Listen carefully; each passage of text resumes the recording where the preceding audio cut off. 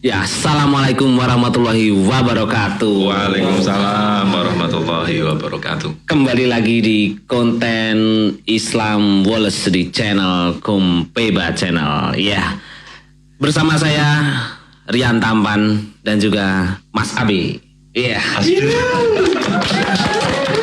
Oke. Alhamdulillah Gus. Mas, kali ini kita bertemu lagi. Kita bahas-bahas tentang agama Islam, tentunya tentang ajaran Islam secara santai, secara Wallace, bahwa Islam itu nyaman di kita dan Islam itu sebenarnya baik untuk kita. Kali ini kita sangat senang, sangat fit sekali Gus ya. Bagaimana? Sehat ya? Sehat alhamdulillah. Udah ngopi? Nih. Mantap. Kali ini kita juga nanti akan membuka pertanyaan-pertanyaan dari netizen semua. Silahkan komen di YouTube Kompeba Channel dan tentunya di konten yang Islam Wallace. Nanti kalian semua komen, nanti kita akan bacakan dan kita akan tanyakan langsung ke Mas Abis. Ya, oke, siap Mas. Oke. Nah ini gini Mas, sebelum saya lanjut Mas.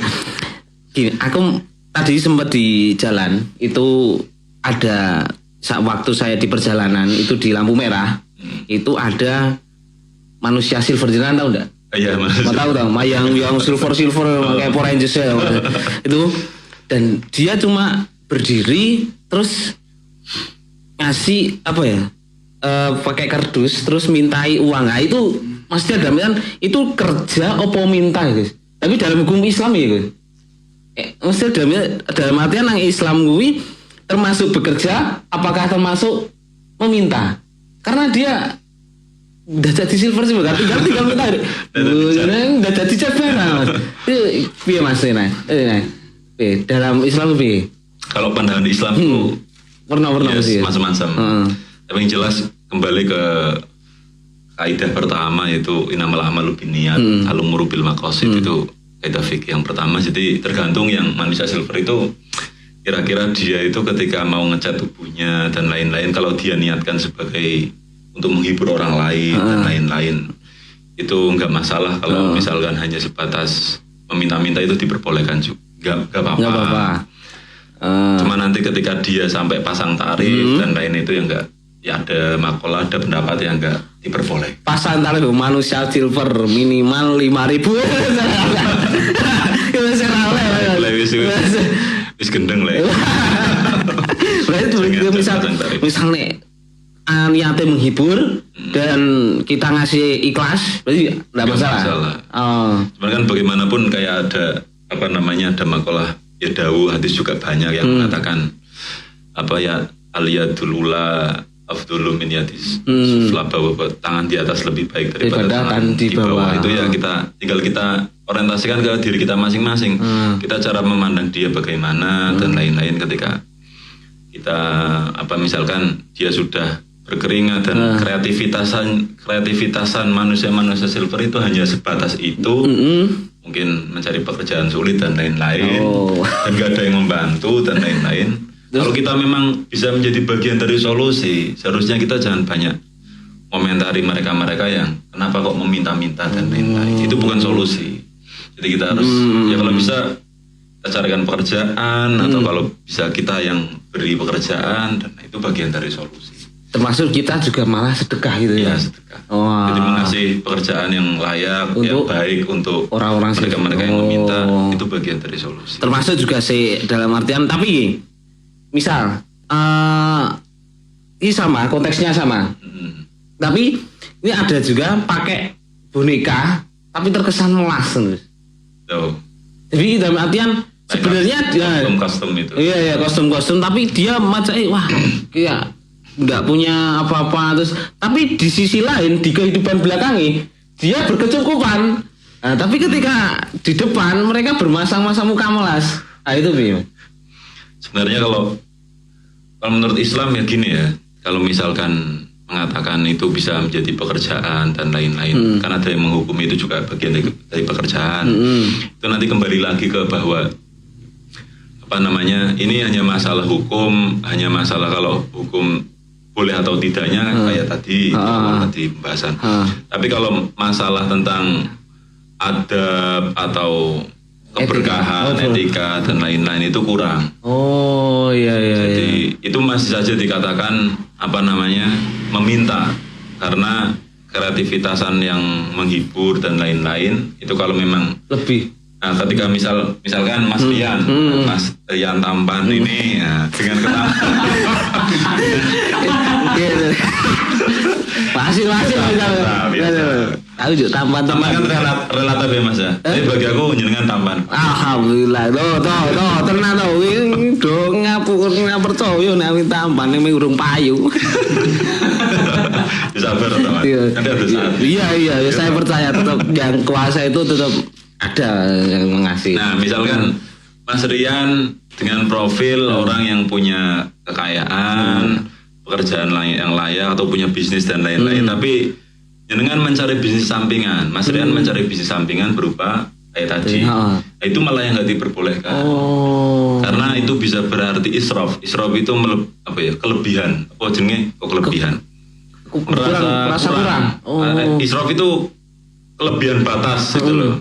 Kok dengan adanya bisnis, usaha dan lain yang jenengan punya, kok jenengan masih kurang, akhirnya jenengan melakukan seperti tadi meminta custom atau silver atau bolekat, wajah-wajah melas gitu.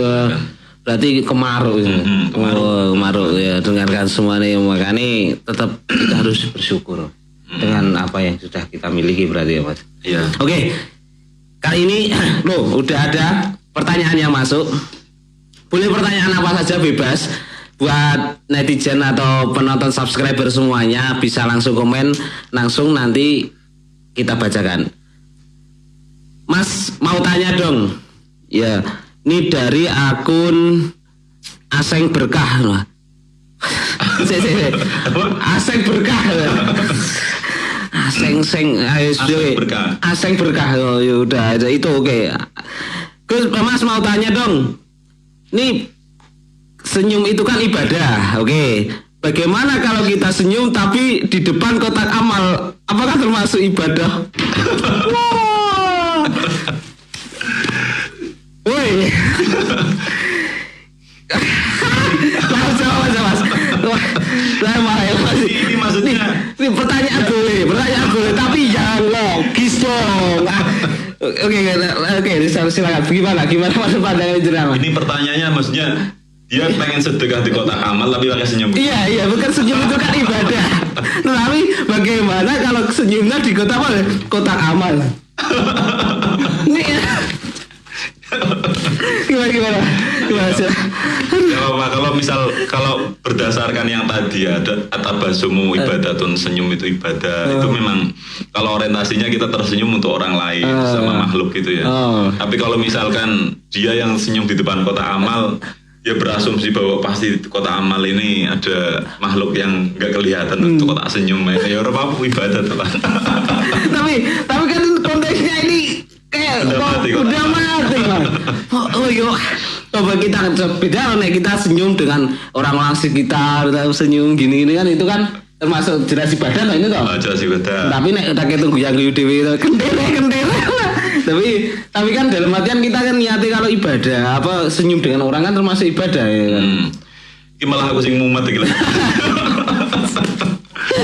Tapi ya masuk saja sih Kak. Masuk saja kalau kategori ibadah masuk saja, karena kalau definisi senyum ibadah itu kalau kita melihat ke akar-akar dari berkat beliau-beliau yang mengatakan seperti itu, ada yang menanggapi ulama bahwa sisi ibadahnya itu karena kita itu gembira, riang, suka itu udah ibadah.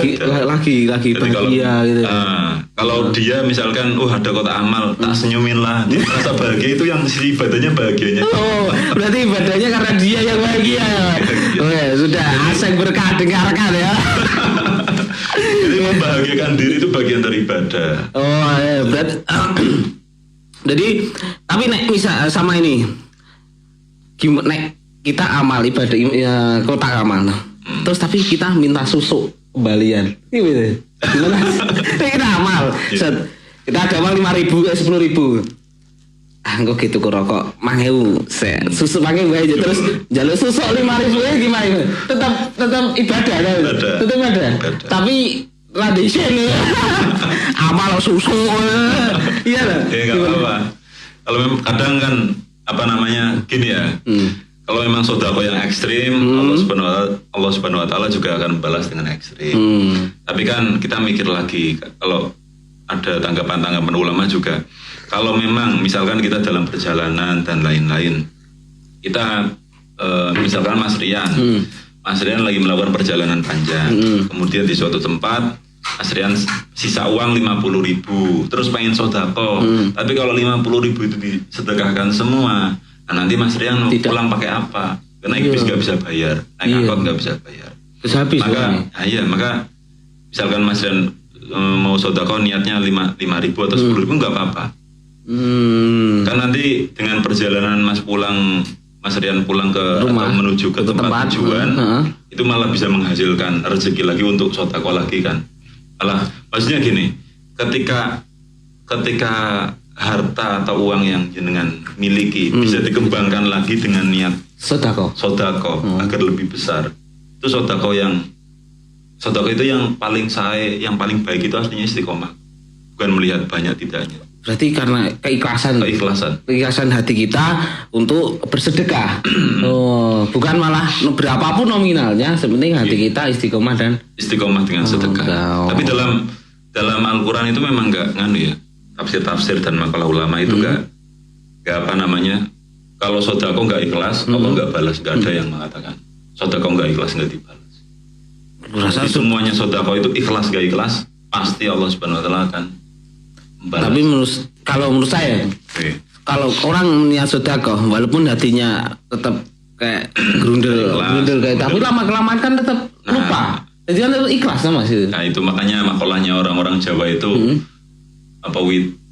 kulino itu segala sesuatu yang baik itu berawal dari harus dibiasakan, harus dikulino kan. Kayak tresno jalanan saka kulino gitu Mas model. Witing tresno jalanan saka kulino. Butuh witing tresno saka jalanan sritinge mangau tuh.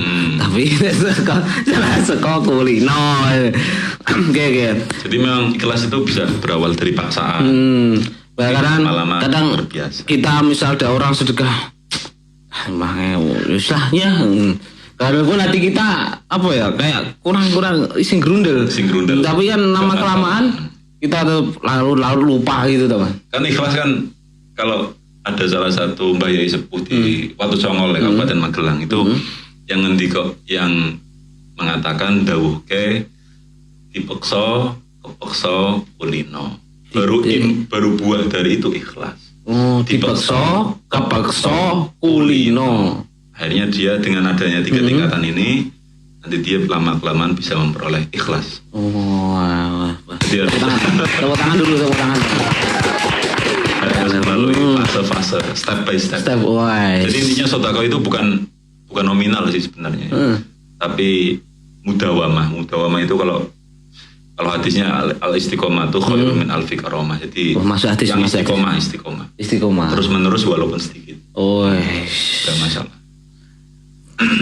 Asing berkah, dengarkan ya. Oke, pertanyaan lagi Mas. Ini sudah ada pertanyaan lagi. Ini tapi kita nggak pakai tema ya Mas. Ini pertanyaan semua netizen kita tanyakan ke jenengan. Siap nggak siap jawab luar. Siap. Yang penting ada kopi. Iya, beres siap. Mas mau tanya dong. Ketika kita berbuat mohon maaf ya. Tadi kok rada saru Mas. Rada saru tenang Mas. Ini kayak saya kali. Dengan akun aku ora baca kira apa enak. Sensor iki bae aku surya. Ketika kita onani, terus kita tobat, terus onani lagi, terus tobat terus gitu. Nah itu gimana Mas? Apakah kita pahalane dosane terus hilang, dosa hilang, bagaimana itu gimana? Kita onani, kita kan itu sudah susah. Terus kita tobat, besok tidak akan mengulangi lagi. Terus ternyata tidak sadar besok onani lagi, terus tobat lagi. Nah itu gimana? Misalnya Saya tidak mau bacakan akun awalnya, gak enak ya. Saya takut netizen ini malu nih. Iku ya gini. Itu kan cah nom sih. Kayak nonton. Iku suatu yang YouTube biru. Jangan-jangan. Oh iya tanya netizen wah ya. Kayaknya kalau melihat apa ya nggak seudon tapi milenial, tapi ada beberapa pas waktu aku di Lirboyo dulu ya. Di Lirboyo dulu sempat di Basul Masail kan. Itu malah ada beberapa ulama sambil rokok ya? Oh iya sambil rokok. Beberapa ulama yang komentari tentang itu Mas, tentang onani. Onani ada yang mengatakan azal itu mengeluarkan air mani tidak pada tempatnya. Tapi kan sebentar sebelum aja. Itu kan sifat biologis manusia Mas. Apa? Onani kan sifat maksudnya dalam artian biologis. Iya dong. Ya maksudnya kalau dikatakan biologis ya enggak sih, itu individual masing-masing. Karena ada juga sahabat yang dari mulai lahir sampai wafat itu beliau nggak pernah melihat barangnya apa sih kok barang kelaminnya sendiri.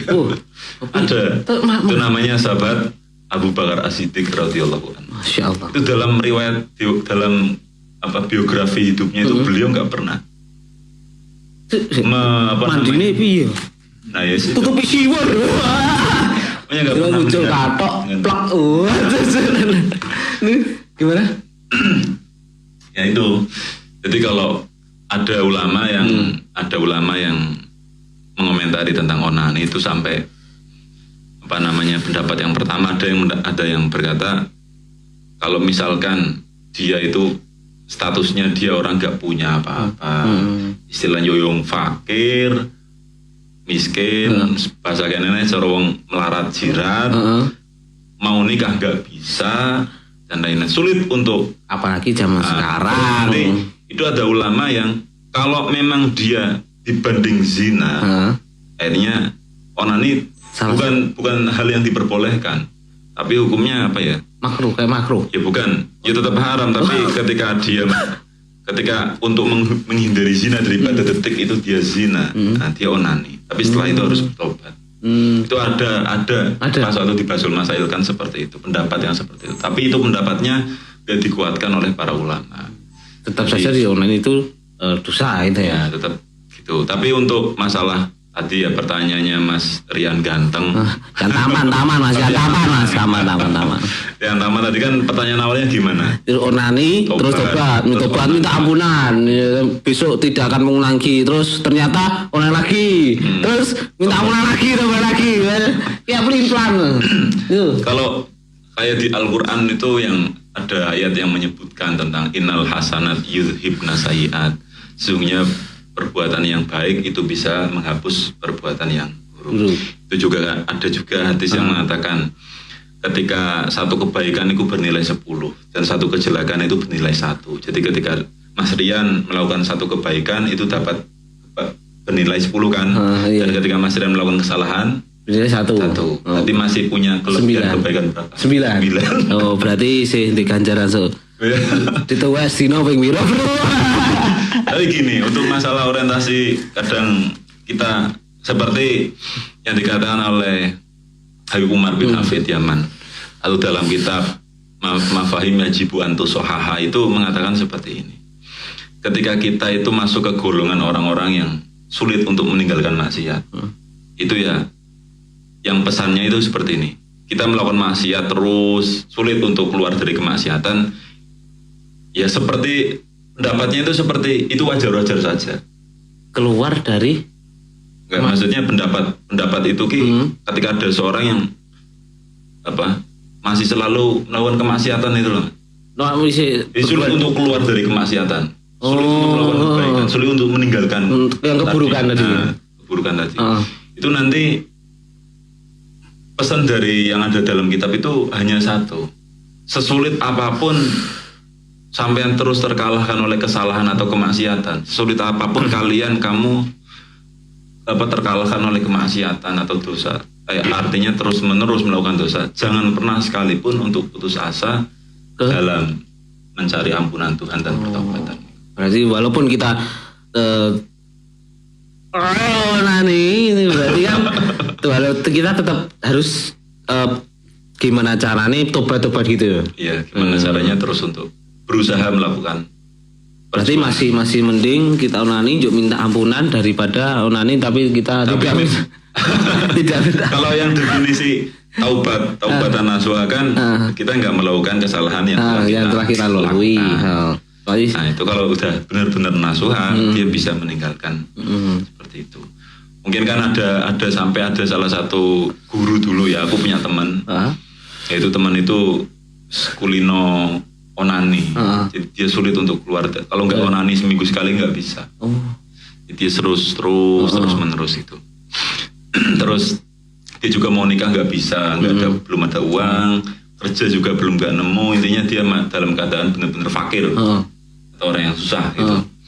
Terus sama guru itu ya udah, kamu kalau memang belum bisa keluar, jajal kamu latihan. Ya, pertama step by step ya, 1 minggu coba dan lain-lain. 2 minggu, 3 minggu, 1 bulan sampai berapa bulan. Itu dan maksudnya nanti, 1 minggu ndak onani gitu. Ditarbiyah, dididik seperti itu. Terus intinya pesannya gurunya temanku pesannya gini. Apa yang melandasi kamu pengen? Gitu. Akhirnya dia ketemu. Oh, aku pengen itu karena fantasi. Fantasi itu memikirkan hal-hal yang negatif yang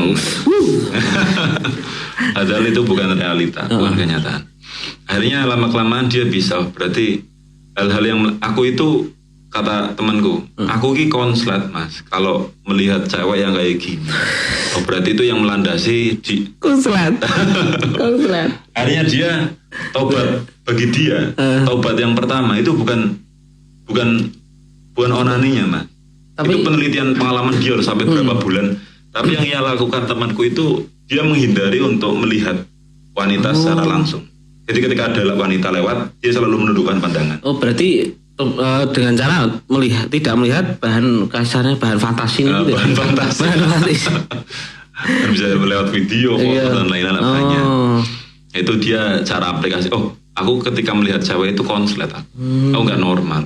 Jadi dia selalu menundukkan pandangan. Dan ini pun masih masih terbawa fantasi dan lain-lain. Akhirnya dia mengurangi hal-hal yang seperti memancing. Lama kelamaan dia bisa sampai akhirnya beberapa tahun. Jadi dia baru merasakan aku baru sampai curhat sama aku temanku itu, nggak aku sebut namanya. Aku benar-benar baru sebut merasakan. Mas, biar terkenal. Apa? Biar terkenal. Malah viral. Perasaan ini marah. Iya. Aku kena sampean kenal. Iya. Astagfirullah. Gak usah sebut nama aja, ini privasi. Tapi kalau dia nonton dia paham. Iki ngerasani aku. Biasanya kupingnya panas. Jadi dia itu sampai baru benar-benar merasakan apa yang namanya ihtilam. Ihtilam itu mimpi basah ya. Itu selama 4 bulan, 5 bulan dia tidak onani. Dia onani sama sekali, dia merasakan. Oh, berarti ini jauh lebih nikmat gitu kata dia itu nikmat banget dibanding yang onani. Karena kalau mimpi basah kan kita malah tidak dosa. Kalau mimpi basah enggak. Kalau mimpi kan istilahnya terjadi memang kudrohnya Allah Subhanahu wa taala kan seperti itu. Memberi nikmat yang belum menikah dengan mimpi basah. Tapi tetap paginya mandi wajib. Tetap mandi wajib ya? Apa? Ya mandi wajib lah tetap. Mandi wajib itu. Ya, dengarkan ya, mulu becik mimpi basah ketimbang kalau tadi kan Mas Rian kan bilang gini itu kalau biologis kan butuh mas. Kalau enggak, iya mas, iya kan emang kadang kan gini. Kalau orang dewasa mungkin sing ya sekitar sudah masa puber atau mungkin kan tetap ada kayak tadi bahan fantasi gitu kan, tapi kan tetap menghindari kan step by step. Tetap sangat begitu, tidak langsung hilang itu kan enggak, mas. Tapi kan itu kan kadang secara bahkan ada. Saya pernah lihat itu pakar biologis lah. Itu dikatakan wajar. Iya, karena itu wajar. Itu. Tapi kan maksudnya dalam Islam tetap bagaimanapun kalau bisa jangan itu. Itu nanti kalau yang kalau kata temanku itu ya, temanku yang anak-anak pondok komentari pertanyaan seperti itu dulu atau pas ada Basul Masail itu, dia itu ada yang memberikan instruksi sama orang-orang yang seperti itu. Itu yang pertama, jenengan kalau fantasi selalu melihat video, ya sekarang videonya buang, coba fantasi, enak enggak? Jadi dikurangi hal-hal yang memancing untuk berbuat seperti itu. Oh ya. Tapi kan ada Mas, itu nggak cuma kok Mas, itu nggak cuma cowok kok. Cewek juga. Iya, berarti tetap sama ada aja. Maksudnya. Tetap sama aja. Sama aja. Tapi beda caranya. Itu. Iya. Tahu gak mau masih orang bayangin masih bayangin. Astagfirullah. Allah. Tapi ini ada juga loh, bakal kok nek ra toke dadi kristal. Mengkristal berarti itu mesti salah ya teman-teman. Lebih baik tetap jangan, bisa tetap jangan gitu. Jadi gini ya, ada salah satu pendapat ulama yang nyentrik, bisa dikatakan ini pendapat orang-orang yang aneh, ulama yang aneh atau wali jadab gitu loh. Pernah ada yang mengatakan gini, kok beliau itu cerita sama aku, cerita gini, kalau makanan jin itu kayak tulang dan sesuatu yang najis, darah, kencing dan lain-lain. Itu makanan jin. Jadi, tapi dalam makanan jin itu ada yang paling spesial, paling nikmat itu ada. Nah itu, apa namanya? Mani. Oh. Itu makanan paling nikmat. Bagi jin. Nah iya, bagi jin. Bagi apa? Ya segitu, maksudnya kenapa orang-orang gampang untuk istilahnya terjerumus, karena ya itu bisikan-bisikan. Bisikan sangat kuat. Untuk penggoda aura jinnya mesti wedok gitu. Kalau jinnya itu wedok lanang. Ya iso wedok, iso lanang. Macam-macam. Itu ada dulu yang salah satu guru yang ketika kayak gitu. Oh gitu. Jadi termasuk mungkin bagi kalangan yang jin-jin gitu ya, itu juga punya asosiasi istilahnya, organisasi untuk penikmat onani, untuk membuat orang-orang atau perempuan untuk masturbasi atau onani, iya otaknya biar menjerumus ke situ ya. Oke. Tapi gini sih, kalau memang itu terjadi sama siapapun, itu ya udah. Kalau kesalahan yang lalu ya udah berlalu. Tapi yang penting intinya jangan pernah sekalipun untuk berhenti mencari ampunan Tuhan, dan jangan pernah sekalipun untuk putus asa. Allah Subhanahu Wa Taala selalu, kita meskipun terus-terusan terjerumus ke dalam kemaksiatan, itu ya standar bahwa kita itu hamba yang lemah.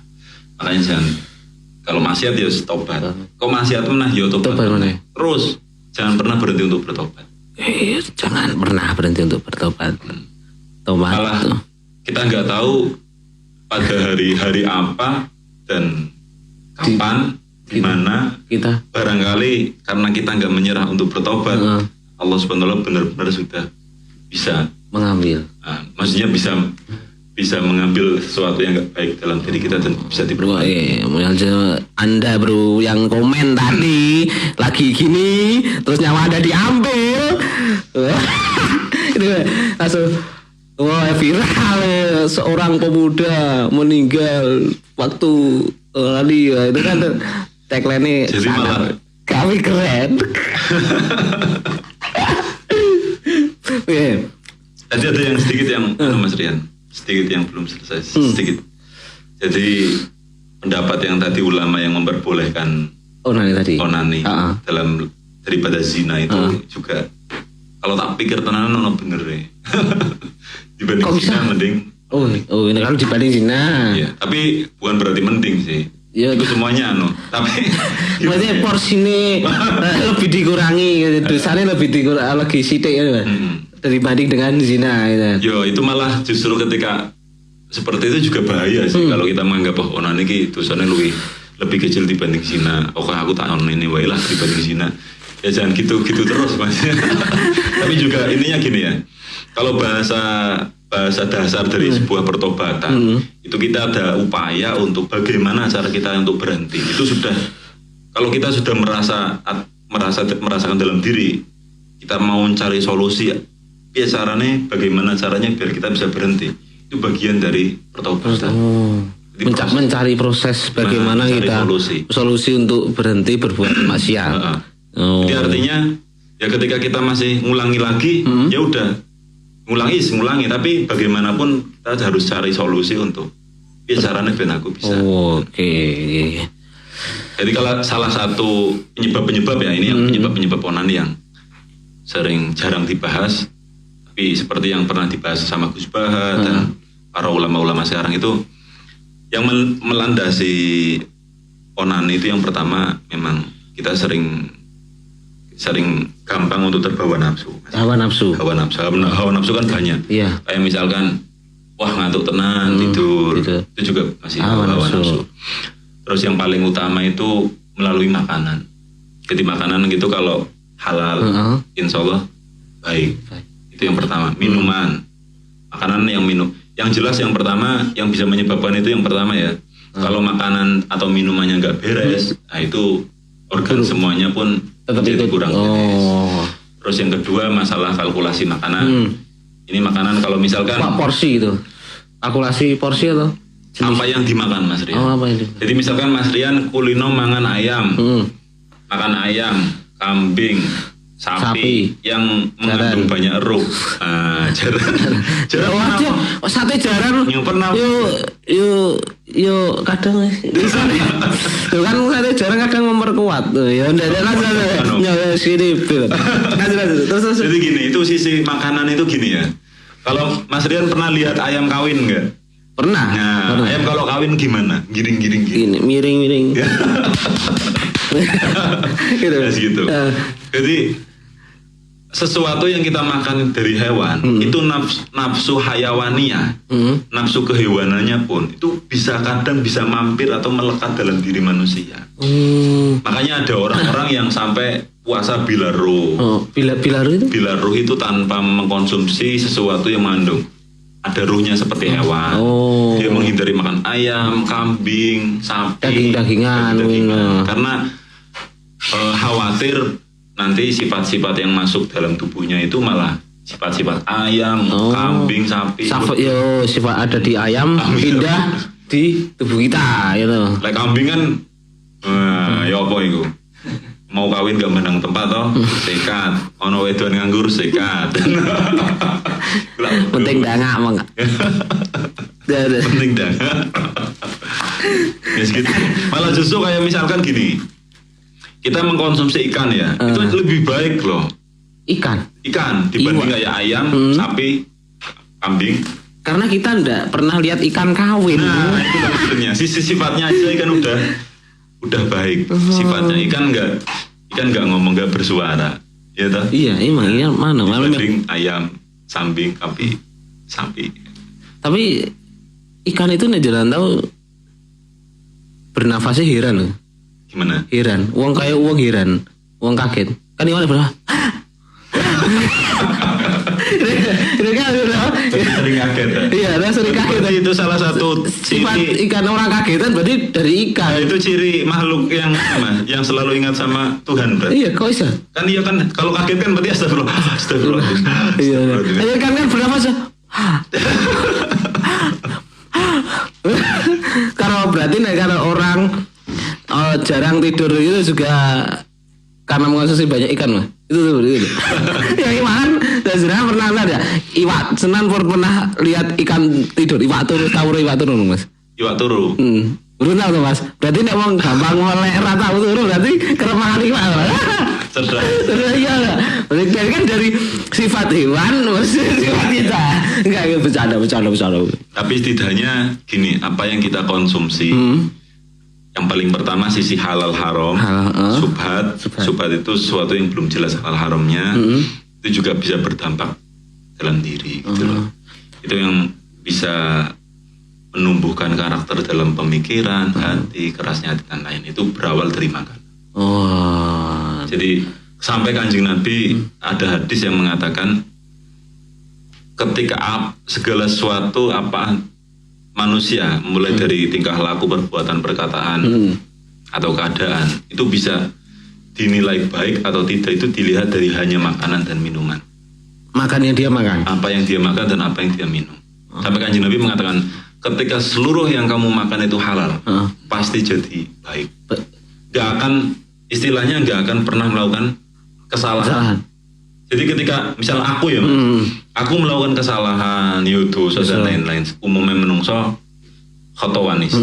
Berarti aku tak koreksi, aku introspeksi diri bahwa berarti masih banyak sekali makanan yang harus haram atau yang aku nggak sadari, yang belum jelas asal usulnya, atau yang nggak kurang kita sadari yang kita konsumsi. Gitu. Termasuk juga gimana kita misal makan dengan kita membeli tapi uangnya tidak halal, itu berarti sama aja. Misal kita beli makanannya halal tapi dengan cara uangnya kita mencari uang dengan tidak halal, itu kan sama tapi aja. Tapi untuk perihal sodakoh atau memberi uang bedanya gini mas. Misalkan ya, Mas, jangan Mas Rian lah. Saya aja dong, saya sering disalahkan loh. Laki-laki ya. Tapi maklum lah kalau manusia salah. Enggak. Karena manusia. Enggak. Yang salah itu cowok mas. Jangan enggak sadar. Iya. Iya. Gimana? Konsep salah. Salah itu. Menurut cowok ya mas. Kalau bagi wanita, satu, cowok itu selalu salah. Konsep satu, saya bagi wanita ya. Pasal 1, cowok itu selalu salah. Oke. Pasal 2, jika cewek salah, lihat pasal 1. Itu maksudnya. Pasal 1 itu cowok selalu salah. Pasal 2, jika cewek salah, lihat pasal 1. Jadi kan mana tuh cowok selalu salah. Itu. Salah cowok meneh. Iya. Dan pasal 3, cewek selalu benar. Iya. Itu maksudnya gitu. Enggak lanjut. Tapi ya kalau melihat pasal-pasal kayak tadi ada benernya sih mas, ada betulnya sebenarnya. Misalkan gini ya, aku udah punya istri, ya, terus ketika istriku melakukan kesalahan, aku langsung introspeksi gini, ya tetap yang salah aku lah. Kau kenapa? Aku tetap berusaha untuk mengakui bahwa aku mesti yang salah. Padahal kalau nafsuku atau pemikiranku jelas-jelas dia yang salah. Tapi aku selalu tak lawan itu. Aku yang salah karena aku menganggap dia itu bagian dari diriku. Kenapa harus aku bantai? Ya janganlah itu. Bagaimana tapi itu tuh yang sudah beristri, tapi nasi jangan beda. Jangan beda lagi. Loh kok ketika jenengan benar-benar mencintai ya. Cinta itu kan skalanya ada banyak. Derajatnya tingkatannya macam-macam. Iya. Kalau yang benar-benar cinta itu gini mas. Kalau yang dikutip sama ada makalah yang mengatakan alamatul istilahul hubbi alal qalbi annahu la yusibu la yuzidu bisa babi ihsanin wala yusibu bisa babi isaatin. Nanti catat ya mas. Artinya gini. Annahu la yang kusu bisa babi isaatin yang pertama. Cinta itu ketika jenengan melihat kekasih jenengan melakukan kesalahan, itu jenengan gak marah. Cintanya pun gak berkurang. La yang kusu bisa babi isaatin. Jadi ketika jenengan melakukan, ada seseorang yang jenengan cintai, dan orang yang cintai melakukan kesalahan sama jenengan, itu gak bisa mengurangi rasa cinta. Tetap cinta. Walaupun dia salah. Kemudian wala yazidu bisa babi ihsanin. Ketika kekasih atau orang yang jenengan cintai itu melakukan kebaikan sama jenengan cintanya nggak bertambah.